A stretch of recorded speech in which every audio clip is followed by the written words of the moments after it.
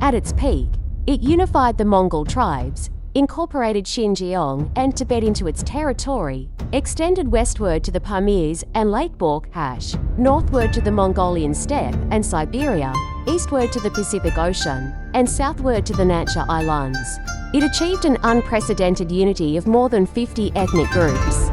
Yet, this dynasty is often called by later generations the worst dynasty in Chinese history.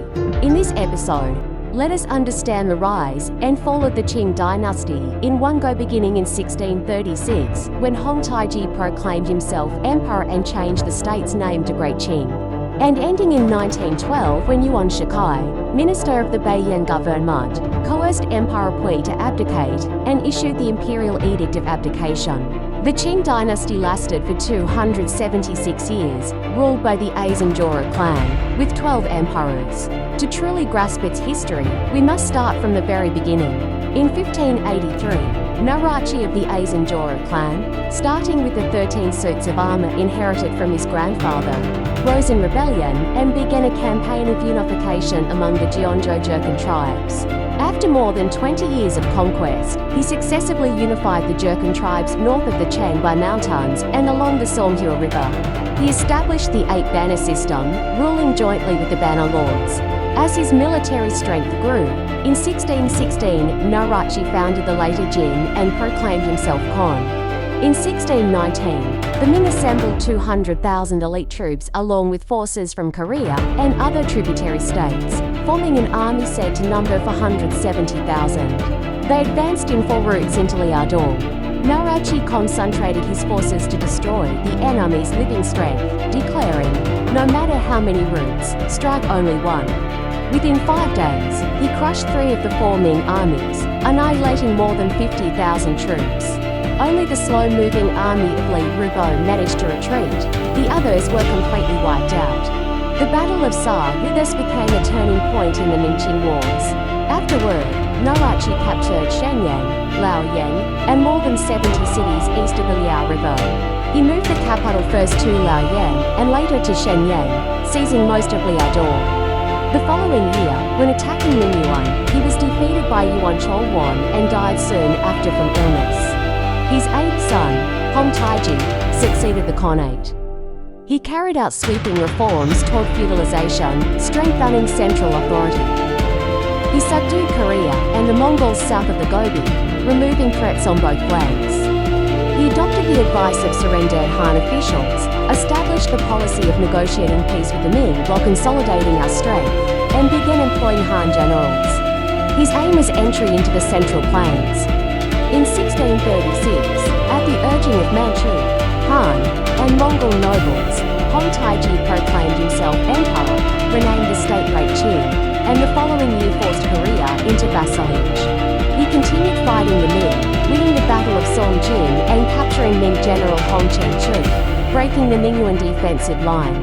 The Qing army thus controlled all Ming territory outside the passes except Mingyuan, laying the groundwork for entering China proper. In 1642, Qing forces crossed the passes again, conquering over 80 cities as far as Shandong. Dogon shrewdly proposed enthroning Hong Taiji's 9th son, Fulan, as emperor, with himself and Prince Zhegelang acting as regents. This won unanimous approval. Thus, the 6-year-old Fulan ascended the throne in 1643 as the Shanxi Emperor. In 1644, Li Zikang's rebel forces captured Beijing. The Ming Emperor Chongzhen hanged himself at Coal Hill. Ming General Wu Songui at Shanhai Pass surrendered to the Qing and requested Dogon's help against Li.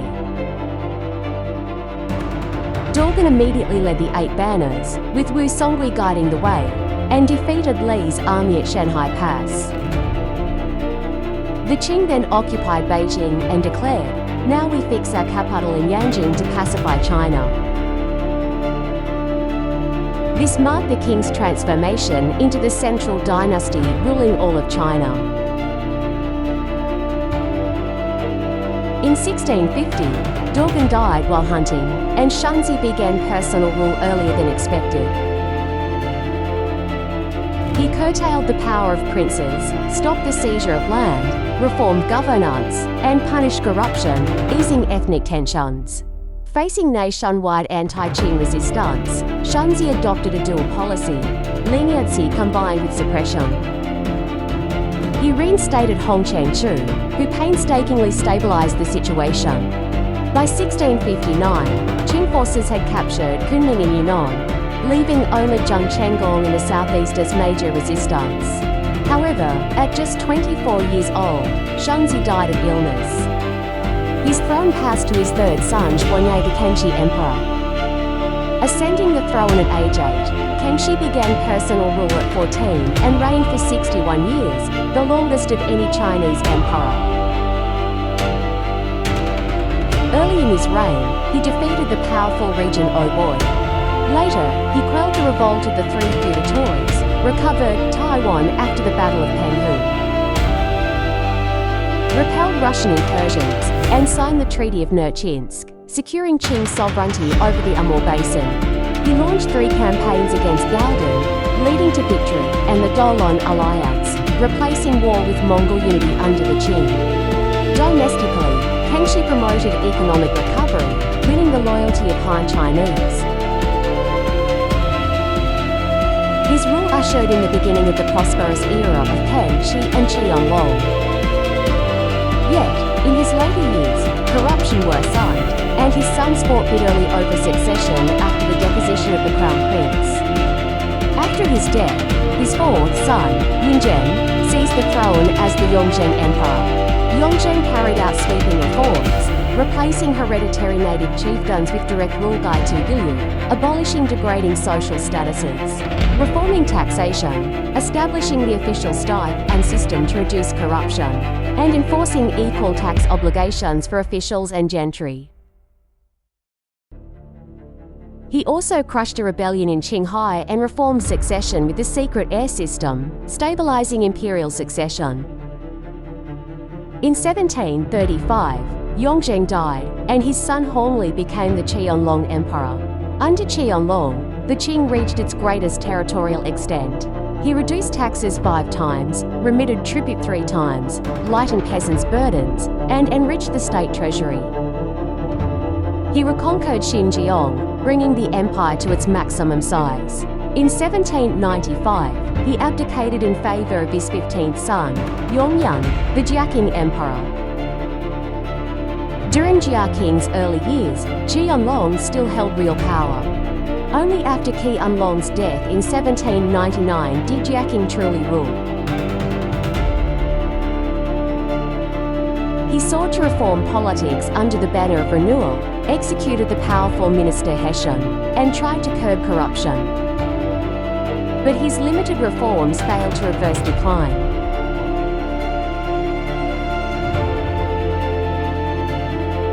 The White Lotus and other uprisings erupted, while the Industrial Revolution abroad widened China's backwardness. Opium began flooding into China, accelerating Qing decline. In 1820, Jiaqing died, and Ming became the Daoguang Emperor. He reformed grain transport, shifting to sea transport, saving costs, and reformed the salt monopoly. He sought frugality and anti-corruption.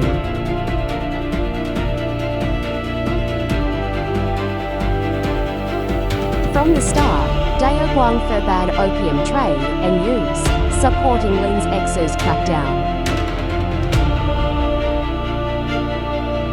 In 1840, the First Opium War broke out. China was defeated and forced to sign the Treaty of Nanjing. Thereafter, Daoguang retreated into conservatism, and crisis deepened as the Taiping Rebellion brewed. In 1850, Yizhu ascended as the Xianfeng Emperor.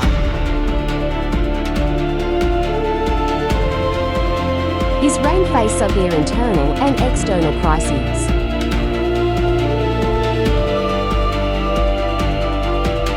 He relied on Han officials like Zheng Gofeng, whose regional armies eventually crushed the Taiping, annihilating rebellions.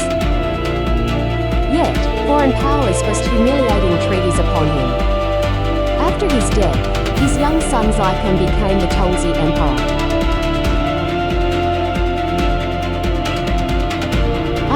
regency of Empress Dowager Cixi, the Tongzi Restoration attempted modernization through the self-strengthening movement. Zheng Gofan, Li Hongjiang, and Zuo Zongtan suppressed uprisings, bringing temporary stability. But Cixi's dominance limited reforms. Tongzi died young in 1874 at only 19. His cousin Zaishan then ascended as the Guangxu Emperor. At first, power was shared between Empress Dowagers Xian and Cixi, but after Xian's death, Cixi monopolized power. Guangxu assumed personal rule in 1889, but Cixi still controlled the court. After China's defeat in the First Sino-Japanese War, 189 for 95, Guangxu pushed for reforms with the 100 Days Reform in 1898, attempting to modernize politics, economy, and the military. But Cixi staged a coup, with Yuan Shikai betraying Guangxu, who was placed under house arrest in Yingtai. The reforms lasted only 103 days. Finally, during the Xinhai Revolution of 1911, the Qing crumbled.